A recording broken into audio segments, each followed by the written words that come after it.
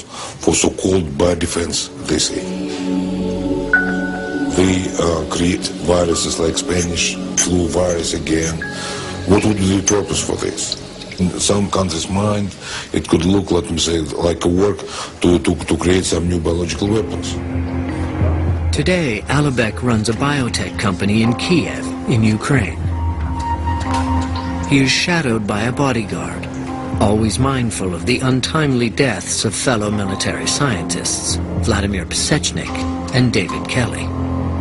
If somebody wants to kill you, there is no problem for these people, if they're professionals, to take care of it, correct?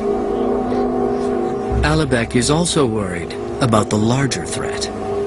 I just hope that we're not so crazy to start creating something which could wipe out the entire mankind. What began as an investigation into a crime that killed 5 people was leading to a far more frightening scenario.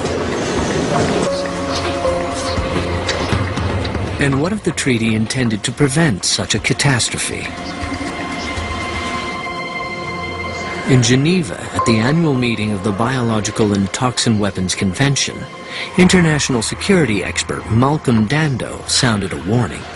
Those engaged in the life sciences need to develop a culture of responsibility to ensure that these are used for the benefit of mankind. And we're in the middle of a really major scientific and technological revolution in the life sciences.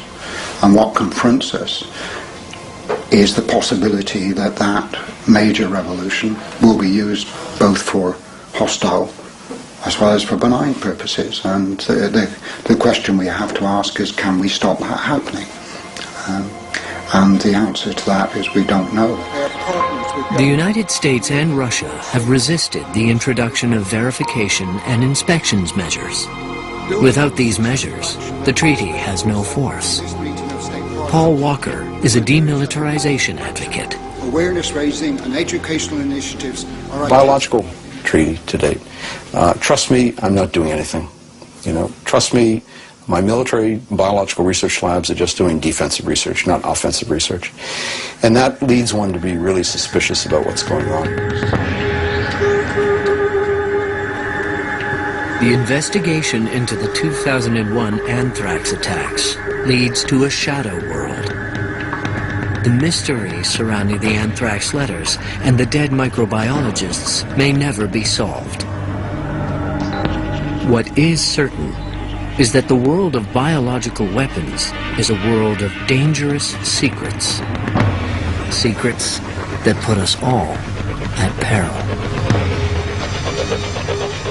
You must understand that the human race stands at a critical turning point in terms of biowarfare technology.